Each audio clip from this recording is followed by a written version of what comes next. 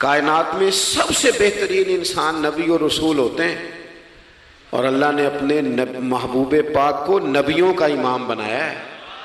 اس فضیلت کو سمجھیں۔ یہاں نا جو لوگ لاڈلا کہلاتا ہے نا کوئی بندہ کہ میں لاڈلا ہوں، ویسے یہاں لاڈلے بدلتے رہتے ہیں، کبھی کوئی لاڈلا ہوتا ہے کبھی کوئی لاڈلا ہوتا ہے، ویسے یہاں لاڈلے بدلتے ہیں، لیکن جو لاڈلا ہوتا ہے نا وہ بتاتا بھی ہے کہ میں لاڈلا ہوں۔ اور کسی کا بھی کوئی لاڈلا ہو جائے تو وہ ناز نخرے دکھاتا ہے، رسول کریم اور رب کے لاڈلے محبوب ہیں۔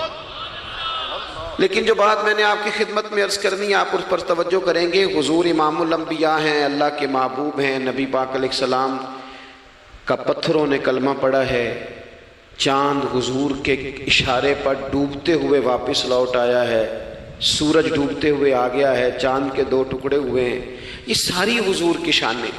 اللہ نے اپنے محبوب کو معراج عطا فرمائی ہے، لیکن ملت کے جوانوں، آپ کو پتہ ہے ہمارے نبی پاک کا سب سے پہلا تعارف کیا ہے؟ حضور کا سب سے پہلا تعارف یہ ہے کہ یہ صادق اور امین ہے، یہ سچ بولتے ہیں۔ حضور کے اسوہ نور کی پہلی بات جو لوگوں کے سامنے آئی تھی وہ یہ تھی کہ یہ صادق ہیں، یہ سچے ہیں، یہ جھوٹ نہیں کہتے۔ آپ کو پتہ ہے رسول پاک صلی اللہ علیہ وسلم سے پوچھا گیا تھا، حضور مومن کنجوس ہوتا ہے؟ فرمایا کبھی ہو جاتا ہے۔ یا رسول اللہ مومن بزدل بھی ہوتا ہے؟ فرمایا کبھی ہو جاتا ہے۔ یا رسول اللہ مومن جھوٹ بولتا ہے؟ تو میرے کریم نے فرمایا نہیں، میرا مومن جھوٹ نہیں بولا کرتا۔ حضور کا جو پہلا تعارف ہے نا، یہ جو حضور کی 40 سالہ زندگی ہے نا، اسے نبی پاک علیہ السلام نے اپنی نبوت کی دلیل کے طور پر بیان فرمایا ہے۔ فرمایا فَقَدْ لَبِثْتُ فِيكُمْ عُمَرًا مِّن قَبْلِهِ أَفَلَا تَعْقِلُونَ۔ محبوب آپ ان سے کہہ دے میں نے تمہارے بیچ وقت گزارا ہے، تمہیں عقل نہیں؟ کوئی میری طرح کا سچا دیکھا ہے تو دکھاؤ۔ آج میری ملت کا سب سے بڑا مسئلہ جھوٹ ہے، سب سے بڑا مسئلہ اعتماد نہیں۔ بیوی اپنے شوہر سے کہتی ہے کہ تو تھوڑے پیسے دے لیا کر، تھوڑے ایک جوڑے پہ میں گزارا کر لوں گی، میرے ساتھ سچ تو بول۔ تو لاہور جاتا ہے تو لاہور کا بتا کے جا۔ ماں کہتی ہے پتر سے کہ پتر تھوڑی باتیں بتایا کر پر سچی بتایا کر۔ قوم کا اعتماد اٹھ گیا سیاستدانوں سے، تم نے لمبے چوڑے وعدے کیے، تم نے بڑی باتیں سنائی۔ تم دیکھیں نا، آپ کی توجہ اگر ہو تو میں ایک حوالہ اس طرح کا بھی عرض کروں آپ کی خدمت میں۔ سبز باغ دکھا کے لوگوں کو کبھی پریشان نہیں کرنا چاہیے، کبھی بھی۔ یہ ہمارے پیر بھلا کیا کرتے ہیں بیچارے، ایک کرامت اللہ خیر کرے کبھی کوئی ایک بن جاتی ہے نا تو پھر وہ کمپنی کی مشہوری کا ذریعہ بنتی ہے۔ وہ کہتے ہیں اس کرامت کو بھی فیس بک پہ ڈالو۔ میں نا کراچی جا رہا تھا تو لاہور میں تھوڑا سا مریض ہوں، مجھے الرجی ہو جاتی ہے، زیادہ دیر بیٹھ نہیں سکتا، تو ایک کانفرنس میں مجھے شرکت کرنی تھی۔ تو ایئرپورٹ سے ہی میں نے دوستوں سے پوچھا موسم تمہارا کیسا ہے؟ کہنے لگے پیر صاحب بڑی گرمی ہے اور شدت ہے بڑی، اے سی چلا کے بھی گاڑی میں دقت ہے۔ تو میں نے کہا اچھا دعا کرتے ہیں اللہ بارش برسا دے۔ تو یہ دعا لاہور ہو رہی تھی، میں کراچی ایئرپورٹ پہ اترا تو بارش ہو رہی تھی۔ تو وہ جو مجھے لینے آئے تھے نا صاحب، وہ گاڑی میں ایک بندے کو کہہ رہے ہیں کہ وہ پیر صاحب نے لاہور آکھیا سی تو 1.5 گھنٹے جمی آ گیا ہے۔ وہ میں نے اسے کہا بس کر، اب آگے نہ بتا، ایسا نہ ہو کہ 2-4 لوگ آ جائیں کہ پیر صاحب جو کہتے ہیں وہ ہو جاتا ہے۔ جڑے محرم راز حقیقت دے اور راز حقیقت کھول دے نہیں، جڑے محرم راز حقیقت دے اور راز حقیقت کھول دے نہیں، اے جنہ ویکھیا نہیں او کرن گلاں، جنہ ویکھ لیا ہو تے بول دے ہی نہیں۔ اس لیے یہ اس طرح کرامتوں کو نا کمپنی کی مشہوری کا ذریعہ، ہمارے سیاستدان، ہمارے بڑے لیڈران وہ سبز باغ دکھا دیتے ہیں۔ آپ تھوڑی باتیں کریں، محدود کریں، مختصر کریں۔ دیکھیں اللہ کے محبوب علیہ السلام سے طائف والوں نے کہا تھا، جب حضور علیہ السلام نے دین کی تبلیغ کی تو سیرت میں یہ عنوان بھی ہمیں ملتا ہے، یا رسول اللہ صلی اللہ علیہ وسلم اگر آپ کو کل حکومت ملتی ہے تو ہمیں حصہ ملے گا؟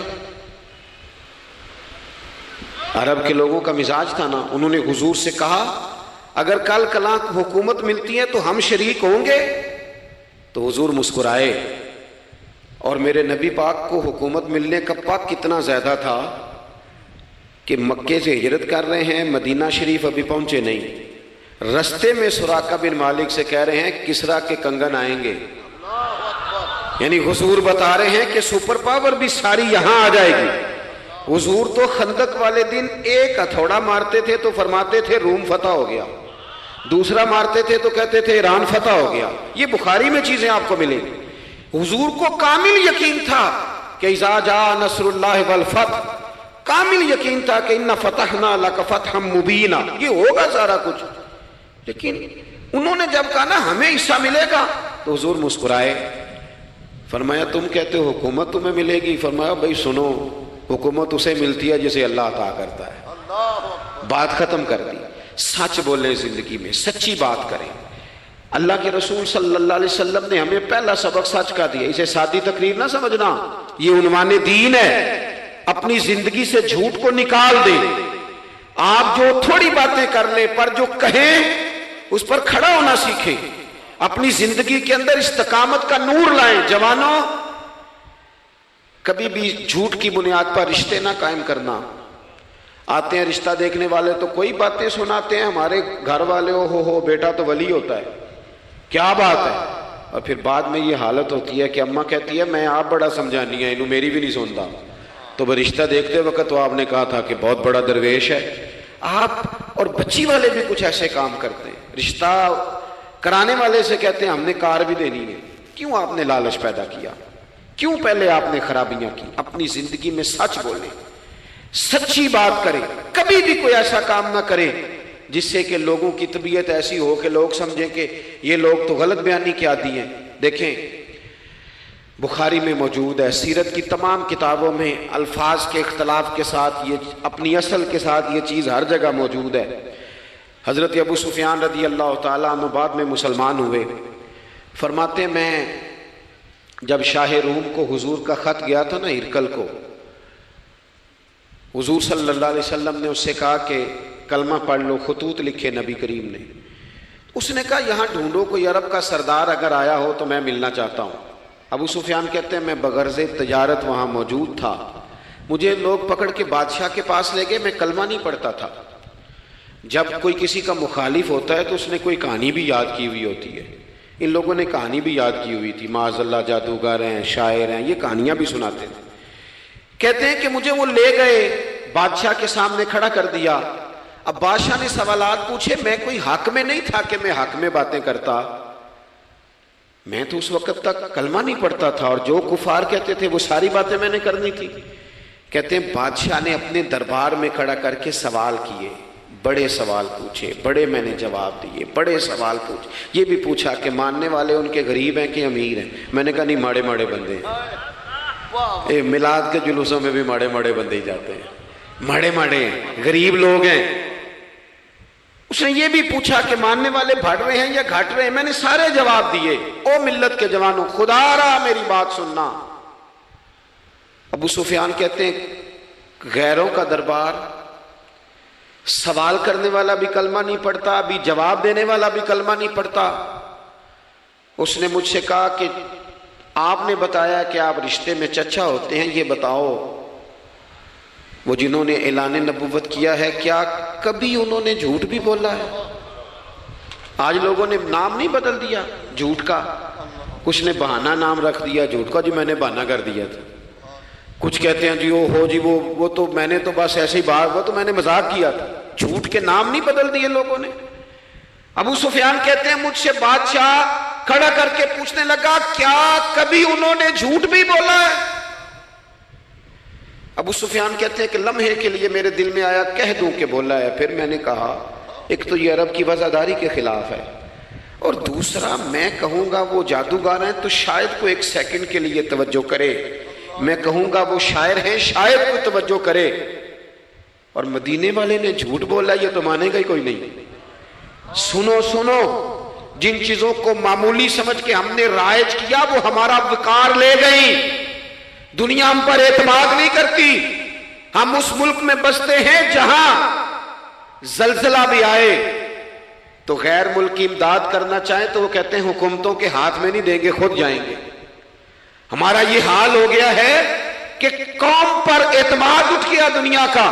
ہمیں پلٹنا ہے، ہم نے دیکھنا ہے ہمارا رویہ کیا ہے، ہمارا انداز کیا۔ تھوڑی کر لیں باتیں کو ضروری ہے صبح شام بولنا، تھوڑے کر لیں وعدے، تھوڑے دعوے کر لیں کوئی ضروری ہے؟ سنو میرے عزیز، ابو سفیان کہتے ہیں کہ اس نے کہا کبھی جھوٹ بھی بولا ہے؟ میں سوچ میں پڑ گیا۔ بادشاہ نے پھر دوہرا کے کہا سردار چپ کر گئے ہو، میرے آخری سوال کا جواب دو، کیا کبھی اس کریم نے جھوٹ بولا ہے؟ ابو سفیان کہتے ہیں میرے ہاتھ میں چھڑی تھی، میں نے وہ زمین پر رکھی اور میں کھڑا ہو گیا، میں نے کہا سردار سن، وہ میرے رشتے میں بھتیجے ہیں، میری بڑی مخالفت ہے، میں نے ان کے خلاف جنگیں لڑی ہیں، کبھی وہ غالب آئے کبھی میں غالب آیا، آج تک میں لڑ رہا ہوں، لیکن میں ایک بات تمہیں ذمہ داری سے کہتا ہوں، میں غیر نہیں ہوں، وہ میرے بھتیجے ہیں، میں نے ان کو ماں کی گود میں بھی دیکھا ہے، دادا کے کندھوں پہ بھی دیکھا ہے، چچا کے گھر میں بھی دیکھا ہے، ختیجہ کا دولہا بنے بھی دیکھا ہے، زینب سے لے کر فاطمہ تک بیٹیوں کو گود میں کھیلتے بھی دیکھا ہے، میں نے انہیں بدر اور احد میں آتے بھی دیکھا ہے، میرے سامنے پیدا ہوئے اور میرے سامنے ان کے بالوں میں سفیدی آئی، مخالفت اپنی جگہ پر میں تمہیں یہ بات ذمہ داری سے بتاتا ہوں، اس محبوب کی زبان سے جو بھی نکلتا ہے حق اور سچ نکلا کرتا ہے۔ وہ اسیر دشمن کی چاہ میں بھی، مخالفوں کی نگاہ میں بھی وہ امی ہے، صادق ہے، معتبر ہے، میرا پیغمبر عظیم تر ہے، میرا پیغمبر عظیم تر ہے، میرا پیغمبر عظیم تر ہے۔ ابو سفیان کہتے ہیں میں یہ لفظ کہے تو کتنے ہی لوگ دربار میں رو پڑے، ایک سناٹا چھا گیا، کوئی صحابی نہیں وہاں، کوئی نعرہ لگانے والا نہیں، کوئی اپنا نہیں، لوگ رو پڑے۔ کہتے ہیں بادشاہ نے چادر اٹھائی کندھے پہ رکھی، کچھ دیر سوچتا رہا، پھر وہ چل دیا۔ میں نے پیچھے سے آواز دی، میں نے کہا تو نے اتنے سوال پوچھے، میں نے اتنے جواب دیے، کوئی رزلٹ بھی تو بتانا کیا نکلا، نتیجہ کیا ہے؟ تو بادشاہ نے پلٹ کے میری طرف دیکھا، کہنے لگا سردار نتیجہ تو نکل آیا نا یار، جس بندے نے بندوں سے جھوٹ نہیں بولا وہ یہ جھوٹ کیوں بولے گا کہ میں اللہ کا رسول بن کے آیا؟ اس نے او میرے بھائی اپنی زندگی میں سچ لاؤ، خدا را ہمارے گھروں سے لے کر حکومت کے ایوانوں تک ضرورت سچ کی ہے، ضرورت سچ کی ہے۔ دوسری بات، اپنی زندگی میں دیانتدار ہو جائیں، چھوڑ دے سامنے والا کیا کر رہا ہے، میں اپنے اس ممبر سے دیانتدار ہوں کہ نہیں، یہ میں نے اللہ کو جواب دینا ہے، میں نے اتنی عزت سمیٹی ہے دین کے نام پہ سمیٹی ہے، میں نے اللہ کو جواب دینا ہے۔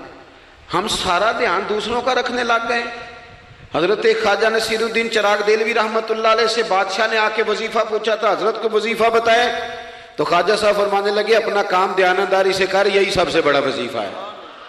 اپنی زندگی میں دیانتداری، امانت داری، آپ اس طرح کے ہو جائیں کہ آپ جس طرح آپ سمجھے نا کہ یہ حرام جانور ہے تو میرے منہ میں جائے گا تو مجھے الٹی آئے گی، آپ کبھی دیکھیں نا کہ حرام گوشت کوئی آپ کو بتا دے، آپ دو لقمے آپ نے کھا بھی لیے، لطف آیا، تو کسی نے کان میں کہا یہ تو ذبح ہی نہیں ہوا تھا، بیمار تھا، تو الٹی آ جاتی ہے کہ نہیں؟ بولو کہ آ جاتی ہے؟ انسان کا ذہن قبول کرتا ہے حرام کھانے کو؟ 2 کلو گوشت پہ الٹی آتی ہے تو 2 کروڑ روپے پہ کیوں نہیں آتی؟ ہمارے ایک دوست ہیں یونیورسٹی کے لیکچرار ہیں، مجھے ایک دفعہ فرمانے لگے پیر صاحب عجیب بات ہے، ایک بندے کو نا کہیں جوتا پڑا مل گیا، بڑا قیمتی تھا پر ایک پیر تھا جوتے کا، ہماری دیانتداری کچھ اس طرح کی ہے، ایک پیر ملا، جوتا بڑا قیمتی تھا، مہنگا تھا، تو اس نے اس کا مالک ڈھونڈنا شروع، یہ کس کا ہے، یہ کس کا ہے، یہ وہ شور کر رہا ہے، لیکن تھوڑا سا آگے جا کے جوتے کا دوسرا پیر مل گیا، پر اس نے مالک ڈھونڈنا بند کر دیا، اس کو اب اس کا دوسرا پاؤں مل گیا تو اب اس نے، یعنی کئی دیانتدار بڑے دیانتدار ہیں لیکن دوسروں کے معاملے میں، اپنے معاملے میں نہیں، اپنی زندگی میں انصاف کریں۔ میں مسجد میں جمعہ پڑھاتا ہوں، میں نے ایک دن اپنے ایک مدرسے کے طالب علم سے پوچھا بیٹا، جمعرات کو میں نے پوچھا، میں نے کہا صبح جمعہ میں تقریر کیا کرنی ہے؟ کہتے میں جو فیصلہ نہیں کیتا، میں کہا تو بڑا مولوی ہے نا، میں چھوٹا، میں تو جمعہ پڑھا کے شام میں فیصلہ کر لینا بھی اگلے جمعے کی بیان کرنا ہے، کیوں؟ میں چاہتا ہوں میں ممبر سے دیانتدار رہوں، میں ایک ہفتہ تیاری کروں، میں نے قوم کو اللہ رسول کا دین بتانا ہے، میرا یہ مقصد تو نہیں ہے کہ 1 گھنٹہ مجھے ملے تو میں نے کسی طریقے سے اسے پار کرنا ہے۔ آپ اپنے کام کے ساتھ ہمیشہ دیانت کا مظاہرہ کریں، اگر آپ دیانتدار ہو جائیں، حضرت سعید بن عامر رضی اللہ تعالیٰ عنہ کو حضرت عمر نے کہا میں آپ کو ایک صوبے کا گورنر بنانا چاہتا ہوں، رو پڑے، فرمانے لگے اس قابل نہیں ہوں، آپ کہیں مجھے بھی آپ کہہ دیں کہ فلانا عہدہ ملتا ہے تو تیار ہے ساری دنیا ہی، کون انکاری ہے اس کام سے، سب تیار بیٹھے، لیکن روتے تھے لوگ کا جناب میں کہاں کر سکتا ہوں۔ حضرت عمر نے لگا دیا حمص کا گورنر۔ کچھ مہینوں کے بعد حضرت عمر تشریف لے گئے، جا کے پوچھا کہ کیسا ہے، تو پہلے تو ایک لسٹ منگوائی حضرت عمر نے، کچھ مال آیا ہے تو مختلف صوبوں میں بانٹنا ہے، غریبوں کی لسٹ لاؤ۔ ان کے صوبے کی لسٹ آئی تو تیسرا نام گورنر صاحب کا تھا۔ وہ کہا تمہارا گورنر مسکینوں غریبوں میں؟ کہنے لگے حضرت صاحب جو لسٹ بنانے والے تھے وہ کہنے لگے اب ان کے وجود پر جو کپڑے ہیں جگہ کوئی نہیں بچی، پیوند کہاں لگانے ہیں۔ دامان توکل کی یہ خوبی ہے کہ اس پر پیوند لگے ہوتے ہیں پر دھبے نہیں ہوتے، پیوند لگے ہوتے ہیں پر دھبے نہیں ہوتے۔ حضرت عمر نے معلومات کی ان کے صوبے میں جا کے، تمہارا گورنر کس طرح کا ہے؟ عرض کی حضور 4 شکایتیں۔ یہ جمہوریت ہے؟ آج تو ہر سیاسی جماعت میں ڈکٹیٹرشپ ہے، آج کہاں جمہوریت ہے؟ آج تو آپ جتنے شاہ کے وفادار ہو جائیں گے اتنا اچھا عہدہ لیں گے، جتنا مرضی قابل بندہ ہو جماعت کے اندر، لیکن اگر وہ پورا تابع دار نہیں تو نظام نہیں چلتا، جتنا مرضی قابل ہو۔ حضرت سعید بن عامر رضی اللہ تعالیٰ عنہ 4 شکایتیں، عام آدمی شکایتیں کر رہے ہیں۔ حضرت عمر نے کہا کون کون سی؟ تو انہوں نے کہا جی پہلی شکایت یہ ہے کہ ہمارے گورنر، توجہ ہے میرے بھائیوں کی، انہوں نے کہا جی پہلی شکایت یہ ہے کہ گورنر صاحب صرف دن کو ملتے ہیں، انہیں رات کو بھی لوگوں سے ملنا چاہیے۔ دوسری شکایت یہ ہے کہ جب شروع میں آئے تھے تو فجر کے بعد بیٹھ جاتے تھے، مسائل سنتے تھے، اب سورج نکلنے پر اشراق چاشت کے ٹائم 8، 9، 10 بجے آتے ہیں۔ تیسری شکایت یہ ہے کہ ہفتے میں ایک دن ملتے ہی نہیں۔ چوتھی شکایت یہ ہے کہ کبھی کبھی ایسے رونے لگتے ہیں، بیٹھے بیٹھے بے ہوش ہو جاتے ہیں، تو آپ نے دیوانہ آدمی ہمیں دے دیا ہے۔ حضرت عمر فاروق رضی اللہ تعالیٰ عنہ نے حضرت سعید بن عامر کو مجمع میں پوچھا جناب آپ پبلک کے نمائندے ہیں، آپ کو سوالوں کے جواب دینے چاہیے، بتلائیے نا۔